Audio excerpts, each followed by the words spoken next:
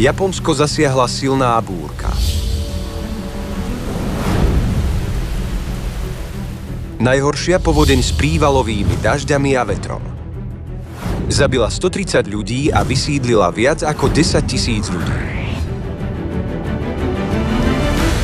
Najviac poškodenou oblasťou je okres Mabicho.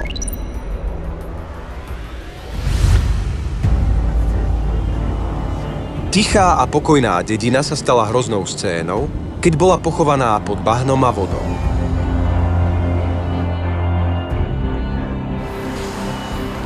Škody spôsobené povodňami sú také obrovské, že obete sa nemôžu vrátiť domov. Už 2 mesiace žijú nepohodlne v útulkoch.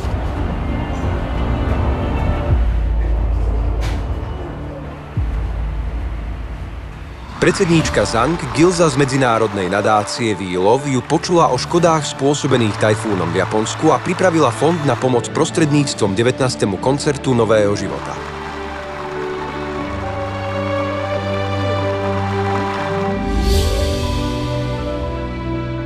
Podľa vôle predsedníčky Zhang Gilza odovzdali členovia We Love You lásku a srdečnú útechu blížnym, ktorí fyzicky aj emocionálne trpia vplyvom potopu.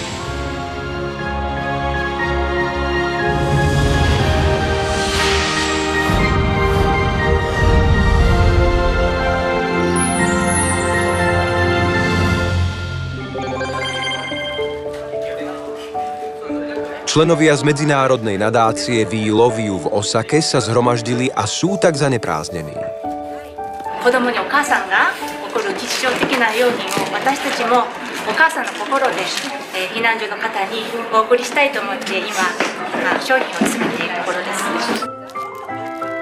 Ich láska a úprimnosť s materinským srdcom sú obsiahnuté v úhľadne naukladaných každodenne nevyhnutných škatuľkách.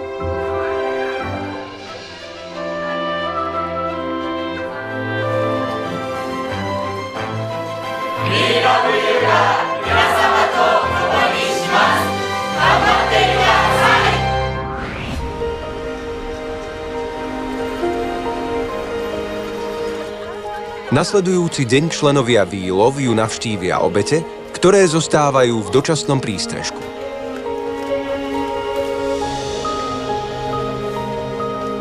Starší ľudia sú veľmi potešení, keď vidia tovar, ktorý členovia We Love You z celého srdca pripravili podľa vôle predsedníčky Zhang Gilza. Pri rozhovore s členkami We Love You cítia seniori zboko v srdci vrúcnu lásku matky.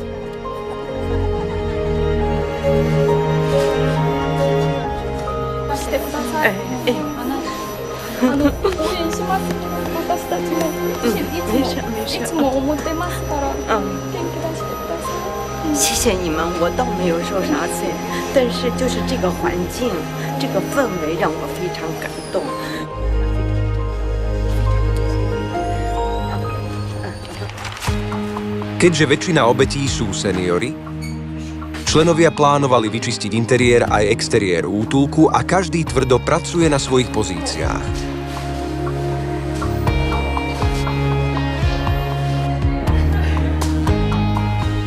Všetci členovia sa usmievajú od radosti z pomoci druhým, chcú dodať nádej obetiam, ktoré sa unavili fyzicky aj psychicky.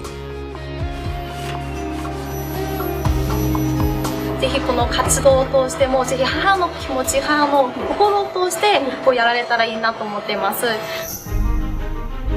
Keď sa srdcom matky starajú o blížnych v bolestiach a ťažkostiach, utešujú zranené srdcia.